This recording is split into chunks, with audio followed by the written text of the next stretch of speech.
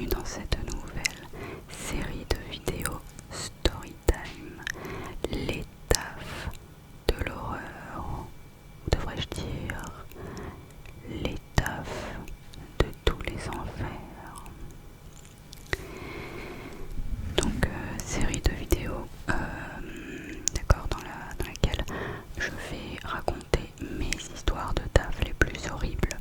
Alors je piocherai donc des anecdotes pour chaque vidéo, car évidemment si je devais raconter chaque boulot, je devrais mettre 5 heures, d'accord, pour une seule vidéo.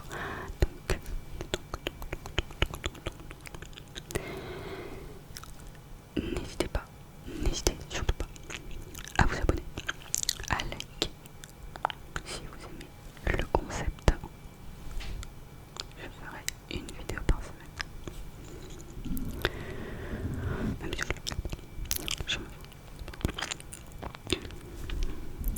Donc dans cet épisode numéro 1, je vais parler d'un patron que j'ai subi, que tout le monde a subi, dans une entreprise dans laquelle j'ai travaillé. Alors c'était il y a quelques années, et pour remettre un petit peu de contexte, ce boulot était un boulot tout à fait aliénant, une prison, voilà, dont tout le monde devait faire une tâche, tout le monde était assigné à faire une seule tâche tous les jours, comme des robots. Et il y avait un temps, tout était chronométré, on devait être évidemment productif, il y avait un rendement, on devait respecter à la lettre le rendement, et on avait un patron qui était contrôlant. Alors le patron avait un chronomètre dans les mains, et il chronométrait toutes nos pauses, d'accord. Donc nous on travaillait presque en 38 heures par semaine, on avait 20 minutes de pause par jour, voilà, 20 minutes pour aller pisser par exemple, hein, je ne sais pas, pour aller prendre l'air, pour aller fumer une clope, bref. Et si on faisait 20 minutes et 1, attention quand je dis et 1 c'est une seconde, d'accord, 20 minutes et 1 seconde, là c'était la catastrophe. On recevait des appels du patron, des appels, le patron disait mais où est-elle salariée, voilà, ça devenait vraiment une explosion d'inquiétude. Je suspecte que ce patron, donc c'était le chef de laboratoire, nous mettait la pression parce que lui-même recevait sûrement une grosse pression de la part de la direction. Voilà. Donc il faut savoir que c'était du coup dans le cadre d'un poste de technicien laboratoire en géotechnique, dans un bureau d'études géotechniques. Alors je sais ce que vous allez me dire, hein, vous n'avez rien compris, c'est normal. Donc en gros, on lavait les cailloux, voilà, on était dans un labo et on devait laver des cailloux. Bon, il y a évidemment plus de tâches, mais voilà, il y avait différentes pièces, d'accord, avec dans chacune de ces pièces une caméra, d'accord, qui était reliée au bureau du patron. C'est pas une connerie, hein, ce que je disais, c'est vrai. En fait, le patron il avait dans son bureau, donc notre chef suprême, le chef de laboratoire, il avait plusieurs petites télévisions, d'accord, comme vous connaissez, comme dans Scarface. Il avait des petites télévisions comme ça, sur lesquelles il y avait ce que la caméra projetait, d'accord. Donc il avait voilà une dizaine de petites télévisions, et en fait il était là depuis son bureau à observer ce que les gens faisaient comme ça. Qu'est-ce qu'ils font, voilà. Et en fait nous on avait à la fois donc les essais à réaliser, donc on devait laver des cailloux, on devait casser des cailloux, on devait malaxer des cailloux, enfin c'était vraiment de la prison, de la prison, voilà. Et puis on avait aussi un bureau parce qu'en fait on devait sur Excel mettre les résultats de nos investigations.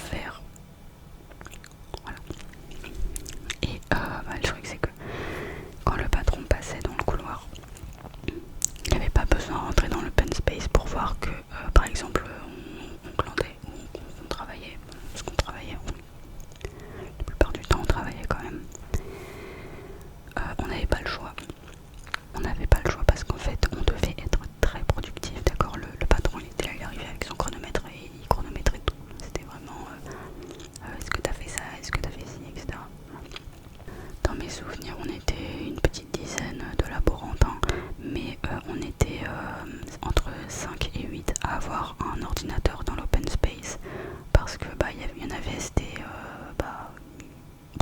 voilà, ils avaient pas le droit. Voilà, c'est des stagiaires, voilà.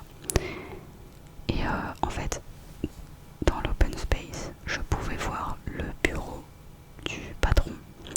Enfin, du coup, notre patron, c'est le chef de laboratoire. Voilà.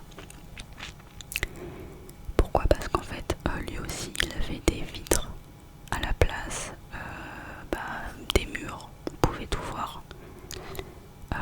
Moi, l'avantage que j'avais par rapport aux autres, c'est que j'avais le mur qui était derrière mon ordinateur. Donc, finalement, le patron, il pouvait pas voir ce que je faisais derrière, enfin, au niveau de l'ordinateur. Donc moi, je pouvais par exemple faire des parties de cartes sans que le patron ne le voie. Mais des fois, il y avait des moments où le patron, en réalité, je dis des fois, mais ça arrivait très souvent, où en fait le patron, il arrivait par surprise au niveau de la porte, sachant que la porte, elle était à ma droite. Il mettait environ 3 secondes, vraiment il était très très rapide, comme un lapin, entre la porte d'entrée et mon ordinateur. Voilà, il mettait 3 secondes pour venir. C'est-à-dire qu'il arrivait avec un dossier et il me voyait et tac, il courait, presque il courait. Et il se mettait derrière moi, d'accord? Alors que derrière moi, pourtant il y a le mur, mais il s'arrangeait pour se mettre derrière moi, pour observer ce que je faisais. C'est-à-dire qu'en fait, une personne normale viendrait avec les dossiers en face du bureau comme ça pour dire tiens je te mets la pile de dossiers à faire, tu me dis quand t'auras terminé. Sauf que lui en fait 2-3 fois par jour comme ça il rentrait dans mon but dans le bureau open space et il marchait très très vite comme ça, il venait derrière mon ordi et il me disait là tu as terminé, là tu fais quoi là, ça y est c'est fini, tu as vu. Et vraiment c'était une agression. Et une fois qu'il en avait terminé avec moi, il allait voir les autres. Est-ce que t'as fini? Est-ce que t'as fini? Alors, sachant que il commençait toujours par moi. Parce que comme il voyait pas, il pouvait pas voir de l'extérieur ce que je faisais. Parce que derrière moi il y avait le mur. Il fallait qu'il contrôle en premier les techniciens qui avaient un mur derrière. Donc voilà. On se croirait vraiment dans une prison. Clairement. Je me rappelle aussi, il y avait des fois où j'étais comme ça. En fait, j'étais derrière mon ordi et je méditais sur un truc. Par exemple, je me posais des questions du type tiens, mais pourquoi je me fais autant arnaquer? Comment ça se fait que je travaille presque 38 heures par semaine et que pourtant je n'ai qu'un SMIC? Très bizarre. Et puis comme les murs ils étaient transparents, je voyais que le patron me voyait en train de méditer. Je le voyais de l'autre côté comme ça, il me faisait comme ça, il regardait soit à gauche, soit à droite, enfin parce qu'il y avait l'ordi quoi. Donc, je le voyais sortir de son ordi comme ça. Et puis il faisait comme ça là, il plissait les yeux comme ça, il me dit qu'est-ce qu'elle fait? Et il fronçait les sourcils comme ça de loin. Et du coup, voilà, la première fois que j'ai vu ça, j'ai pas vraiment fait gaffe, je suis pas tilté, je sais pas. Et puis là, je le vois arriver comme ça, et puis il vient me voir. Et il me dit qu'est-ce que tu fais? Là, tu fais quoi là? T'es sur quoi? Et mon écran il était vide, il y avait rien. Je dis bon, la première fois il m'a dit écoute là allez, faut travailler avec vous, là les rendements là c'est hein. Et puis c'est arrivé plusieurs fois hein, puis il venait me voir comme ça et puis il me disait tu fais quoi là,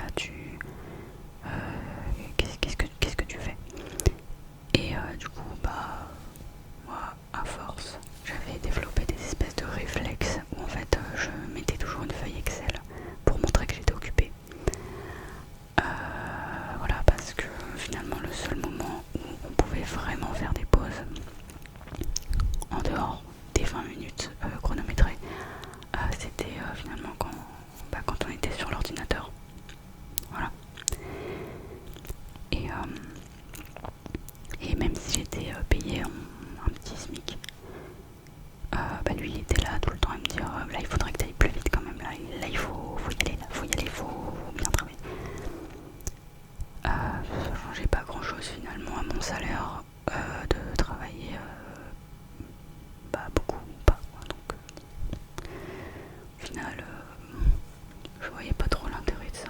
Et le pire là-dedans, c'est que au début, je faisais des minutes sup. Alors c'est pas des heures sup, c'est des minutes sup.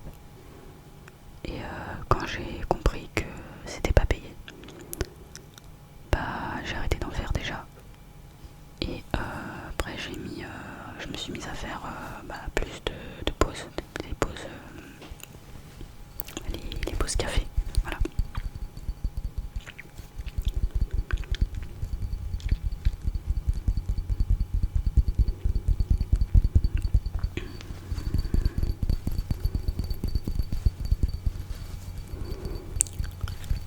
En fait, j'avais fait les minutes sup pendant plusieurs mois, donc ça s'était pas mal accumulé. En dehors des minutes et 20 minutes top chrono, je prenais des pauses à la machine à café. En fait, je faisais des pauses pour rattraper les minutes sup que j'avais faites les mois précédents.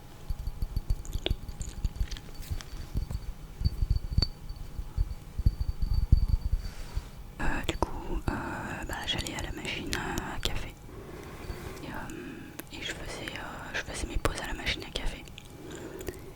Et le truc, c'est que en fait, au début, quand je revenais de la machine à café, sachant que je faisais pas non plus des grosses pauses, hein, des fois même je faisais 15 minutes de pause. Et puis après je faisais une autre pause de 5 minutes. Voilà. Allez, 5-8 minutes des fois. Sachant qu'on avait le droit à 20 minutes. En fait moi je comptais les minutes. Non mais vraiment, mais c'est juste dingue en fait de faire ça. Bref. Donc j'étais là, oui bon alors allez 22 minutes pour aujourd'hui parce que j'ai fait 2 minutes sup le mois précédent. Et donc quand je revenais, il y avait des gens, des collègues qui me disaient ah t'étais où? Et puis moi je dis j'étais à la machine à café, pourquoi? Et en fait les collègues me disaient que le patron me cherchait. Moi je dis on n'a pas le droit de prendre de pause, ou c'est quoi le problème là? C'est un truc de malade. Et genre 3 minutes après, je voyais le chef arriver et il me disait ah je te cherchais, t'étais où? Et dès que je prenais une minute de pause supplémentaire, le patron il était sur mon dos comme ça avec son chronomètre. Alors il avait pas un chronomètre dans les mains, d'accord, mais presque, hein. C'était le chronomètre il était dans sa tête, hein. C'est juste complètement dingue. Et puis à partir du moment où il comprenait que j'allais au café au café à la machine à café, du coup il s'est mis à me suivre. Mais en fait il avait une technique bien spécifique. C'est-à-dire qu'en fait il venait me voir, il venait à la machine à café, il faisait semblant de prendre un café. Et il voyait que j'étais là. Et alors des fois, si par exemple j'étais en train de discuter avec quelqu'un, il faisait comme ça, il faisait des regards comme ça, vraiment pour me faire comprendre que là il faut revenir, voilà. Si par contre j'étais seule, il venait me voir et il me disait on s'y remet, on y va.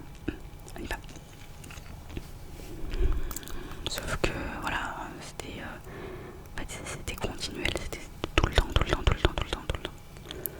Je pouvais pas vraiment prendre une pause en étant tranquille là-bas.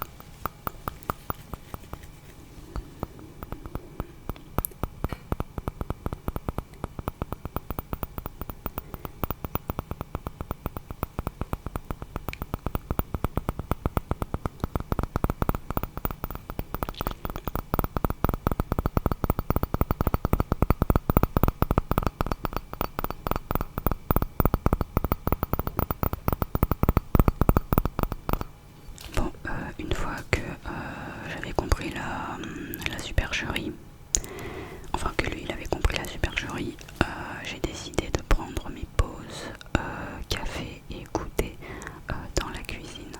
Donc la cuisine elle était en face du laboratoire et la porte était tout le temps fermée. Fort heureusement il n'y avait pas de vitre à la place des murs, donc il ne pouvait pas savoir où j'étais. Voilà, donc j'ai commencé à prendre mes pauses café là-bas. Et régulièrement, l'enfer a recommencé. De retour de ma pause, mes collègues venaient me voir pour me dire que le patron m'avait cherché, que le patron avait demandé à tous mes collègues, à tout le monde, où est-ce que j'étais. Et c'était tout le temps. Et du coup, moi je disais, j'étais en train de boire mon café. Et il disait, non mais il est allé à la machine, t'étais pas là. J'étais choquée, j'étais là, non mais c'est pas... C'est insupportable en fait, c'est insupportable. Et je sais pas si c'est quelqu'un qui m'avait balancé ou si c'était le patron qui avait fini par trouver, qui avait fini par comprendre. Mais un beau jour, donc au bout de quelques temps,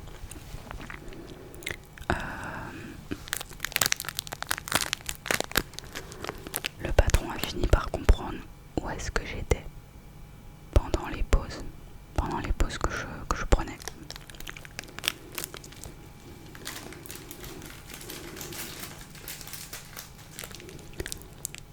Et donc un beau jour il a ouvert la porte de la cuisine et là il m'a trouvé et il m'a dit alors où est-ce que tu en es avec ce dossier. Et puis lui il était là, il cochait les cases pendant que moi j'étais en train de manger mon goûter. Il était là, oui alors bon ok, ça tu l'as fait, ok.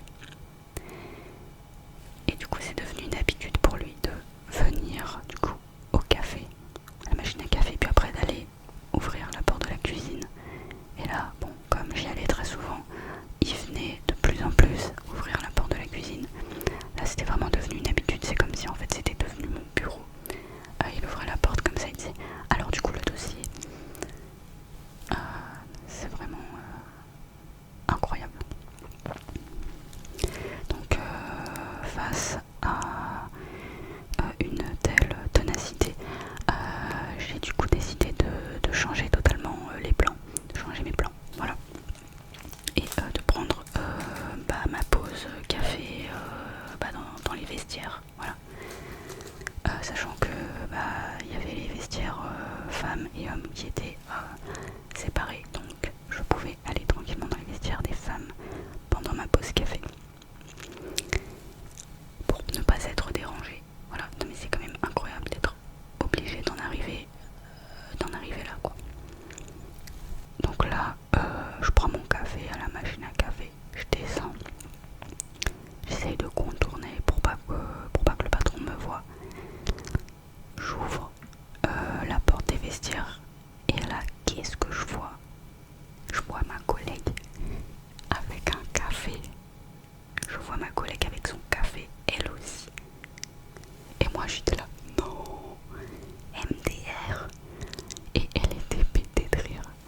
Mais en fait, le truc, c'est que elle, ça faisait depuis des années qu'elle était dans la boîte. Elle avait compris comment il fallait faire les ficelles du truc. Donc, elle prenait son café dans les vestiaires. Et moi, régulièrement, du coup, je prenais mon café aussi dans les vestiaires. À partir de là, je pouvais aussi passer des appels dans les vestiaires, regarder des vidéos YouTube dans les vestiaires, regarder des séries dans les vestiaires, regarder Netflix non, faut pas déconner non plus. Mais voilà, c'était vraiment finalement le seul endroit où je pouvais avoir des minutes de répit, où je savais que de toute manière voilà, le patron n'allait pas installer une caméra dans les vestiaires. Ça aurait été vraiment très bizarre s'il avait fait ça, mais voilà.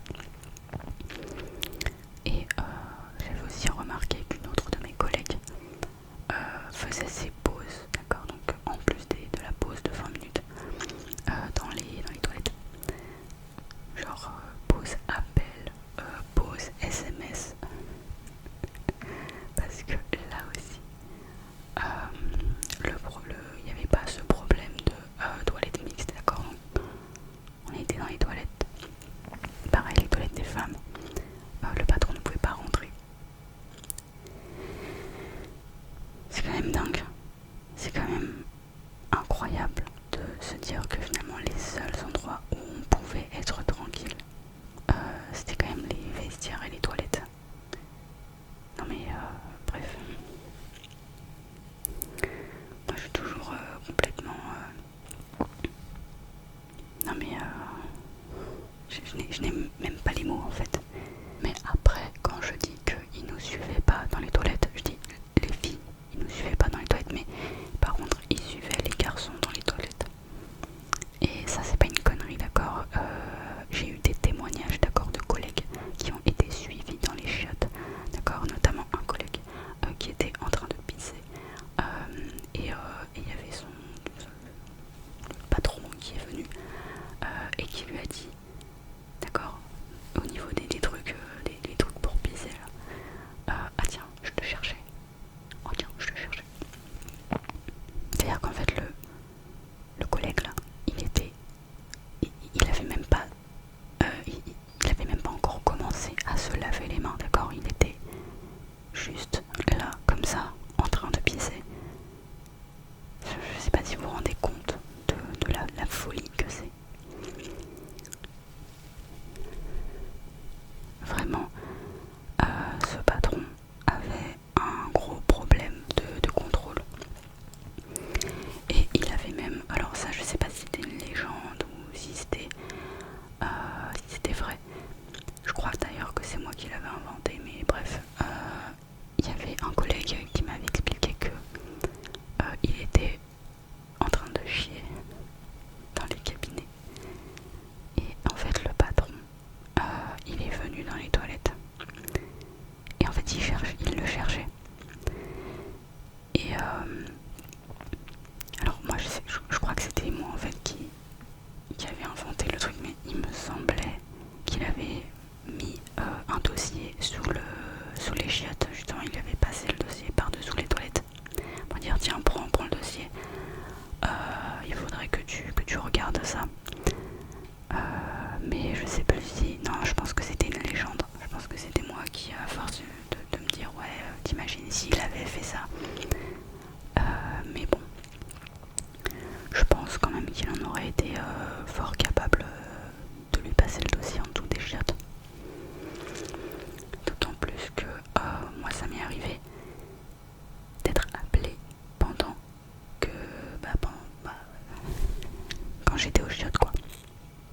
Et oui. Et oui, oui. Alors pour mettre un peu de contexte, ce qui s'était passé à ce moment-là, j'avais mangé la veille un repas que je n'aurais jamais dû manger. J'ai commencé à avoir des douleurs au ventre le lendemain matin avant de partir au travail, sachant que je mettais 1h30 pour aller au travail avec 3 correspondances. Arrivé à environ 50 minutes de trajet, les douleurs se sont amplifiées et là j'ai commencé à vraiment être malade. Mais bon, comme j'avais déjà mis 50 minutes, j'ai décidé de continuer le trajet et par bonne foi je dirais aller travailler ce jour-là. Donc j'arrive à 7h55 au boulot, on devait commencer à 8h officiellement. Je vais aux chiottes, d'accord, première chose que je fais, je fonce aux chiottes. Et là je suis malade, voilà. J'ai passé 10 minutes aux chiottes, donc j'étais en PLS, voilà. Vraiment, ce que j'avais mangé, je pourrais le détailler dans une autre vidéo. Mais c'était juste abusé. J'ai jamais été autant malade de ma vie après avoir bouffé un truc.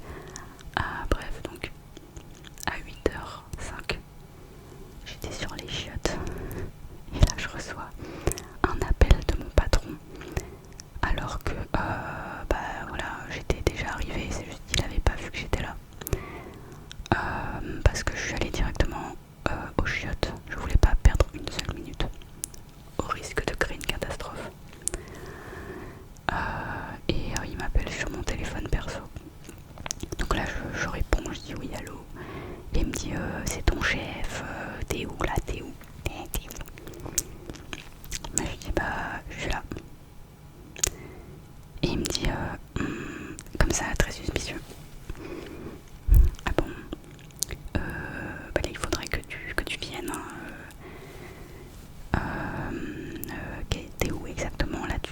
tu es au labo.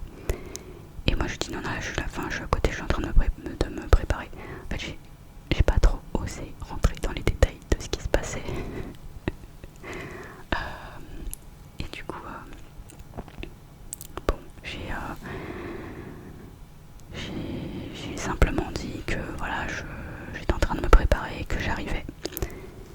Et vraiment, il m'a mis un coup de pression, mais tel que j'avais encore plus mal au bide.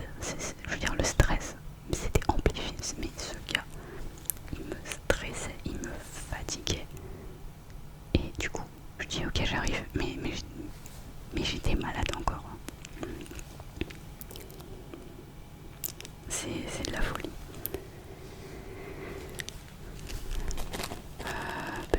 Petit thé pour digérer.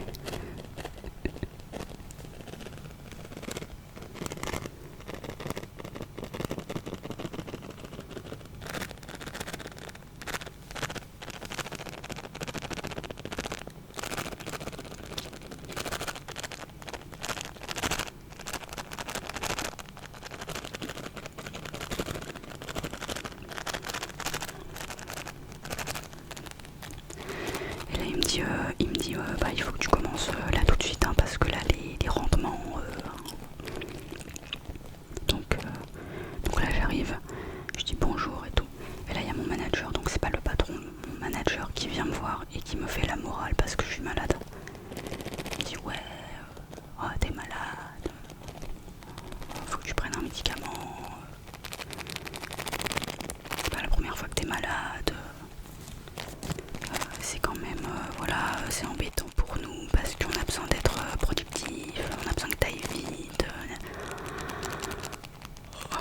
Mais laisse-moi respirer déjà, laisse-moi me remettre déjà de ces 1h30 de trajet qui était absolument abominable.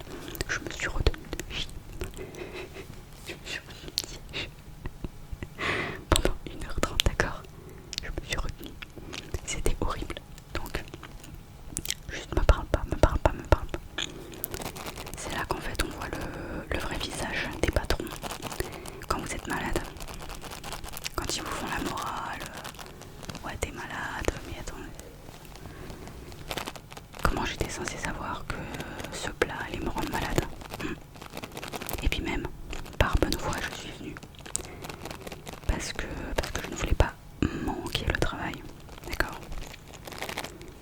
Mais le pire c'est que il l'appelle à 8h05, genre je peux comprendre qu'au bout de, allez, une demi-heure, 1 heure, bah tu finisses par appeler, tu te dis ah, qu'est-ce qui se passe? Est-ce qu'il y a des problèmes avec les embouteillages, le transport, etc. Mais 5 minutes, mais à 5 minutes près. Mais il faut être complètement, je sais pas, rigide dans sa tête pour être à ce point relou avec les horaires, quoi. C'est juste ouf.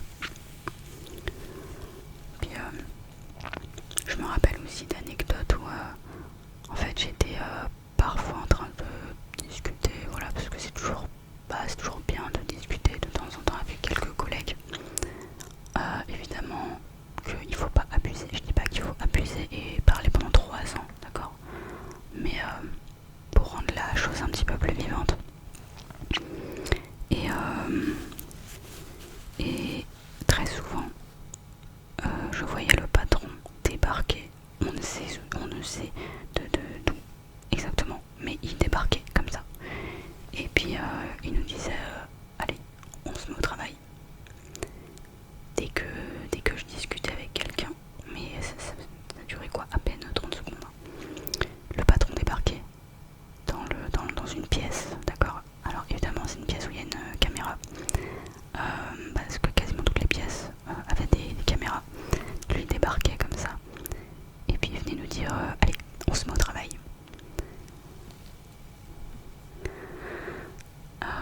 Moi ce que je suspecte encore une fois, c'est que il nous surveillait depuis sa tour de contrôle, donc depuis son bureau. Il regardait sur son panneau avec les caméras, son panneau, vous savez, le panneau à la Scarface. D'ailleurs je le voyais souvent observer comme ça, des fois quand je passais dans le couloir, sachant que voilà, son bureau il est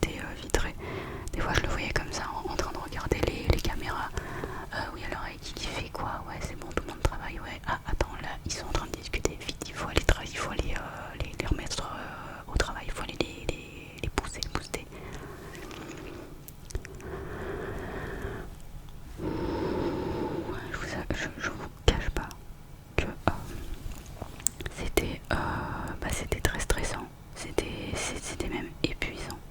En fait, moi, plus il faisait ça et plus j'avais envie de faire de pause. Parce que d'avoir comme ça quelqu'un derrière à regarder tout le temps, bah c'est épuisant. En fait, on a l'impression d'avoir d'être dans un, comme si on était dans une comment ça s'appelle, les trucs là, on est filmé tout le temps là, les émissions là de télé-réalité, voilà. Moi j'avais l'impression d'être tout le temps filmé et d'avoir un espèce d'œil, l'œil de Sauron, qui me regardait comme ça au loin et qui comme si j'étais dans une télé-réalité, et que les images allaient pouvoir être ressorties après au Prime. Alors là vous voyez, là ils ont pas travaillé. Attention, là ils ont pas travaillé pendant 2 minutes.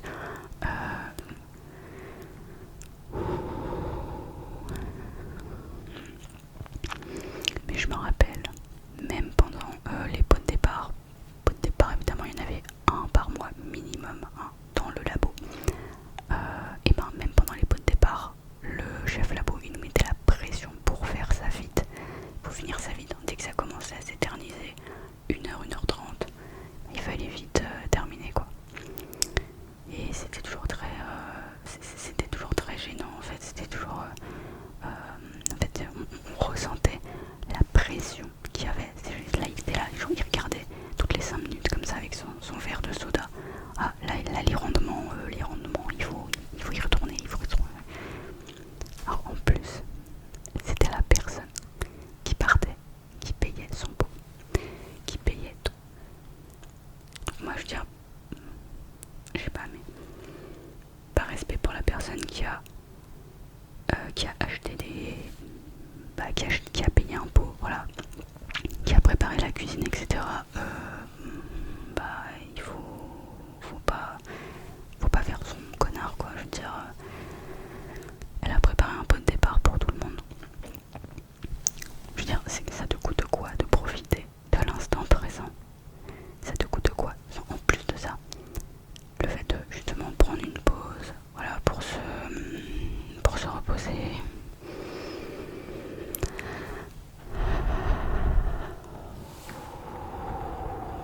En fait ça aide à mieux travailler derrière parce que on est plus reposé, donc on travaille mieux.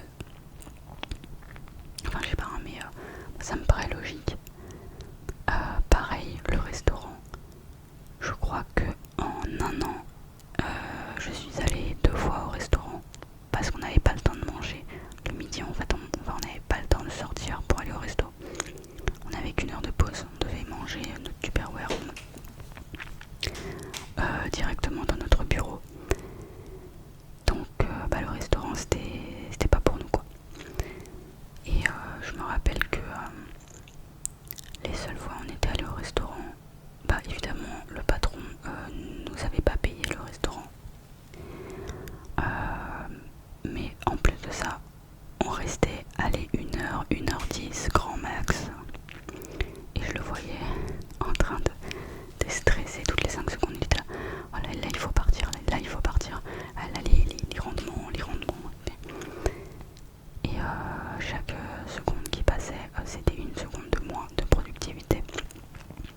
En fait, on pouvait pas profiter du resto à tel point que on n'avait même pas le temps de prendre un dessert. On n'avait même pas le temps de prendre un café, il fallait y retourner.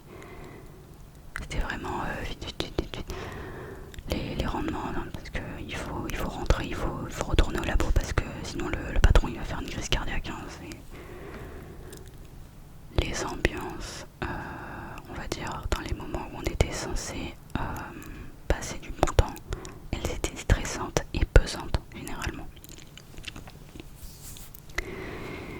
Et moi le patron, vraiment il me stressait tellement que un jour je lui ai balancé ça comme ça. Je lui ai dit, non parce que vraiment il était tout le temps derrière moi à venir me dire hey, t'en es où, mais vraiment 4 à 5 fois par jour, même peut-être plus. Que à un moment donné je lui ai dit, je lui ai balancé ça comme ça, mais vraiment pour à la base c'était une blague, hein. Je lui ai dit quoi, tu veux que je te fasse un Excel aussi?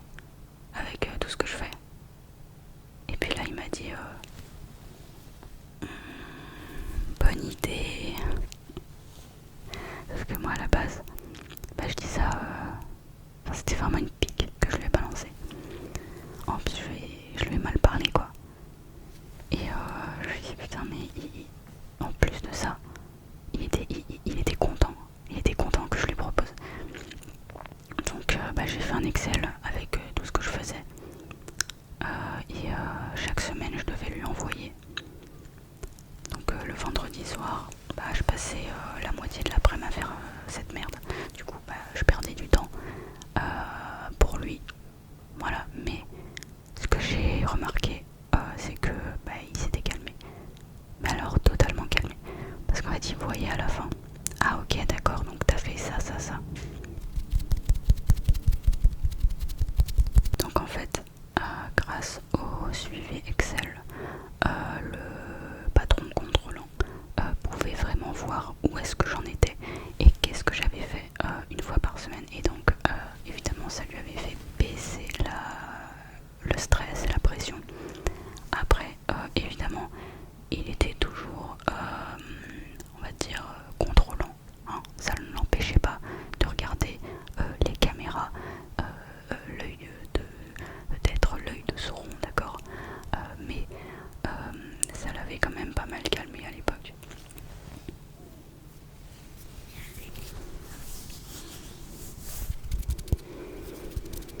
Donc voilà, j'ai fait à peu près le tour sur ce patron. Mais alors, complètement, c'est ahurissant hein, quand on y pense. Mais j'imagine qu'il doit y en avoir